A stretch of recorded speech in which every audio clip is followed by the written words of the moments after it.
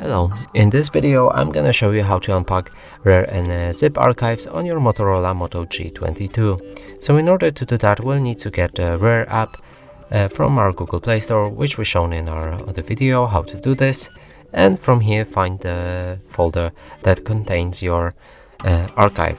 Mine is located in DCIM and then camera. From here, select the archive you want to unpack. Enter the password if it's protected by one and click OK.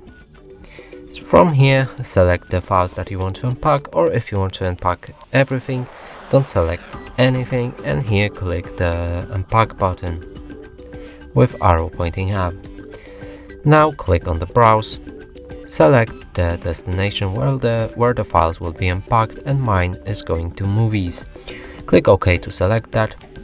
From here, change the setting for unpacking, like ask before overwrite without prompt, or skip existing files. You can keep the broken files, do not extract paths, and display extracted paths if you want. Simply enable them right here. So now, after everything is set, we can press OK, and the file will be unpacked. We can now move to the Movies folder. And the picture is right here. And that's it for this video. Hope you like it. Please consider subscribing to our channel, leave a like and a comment below.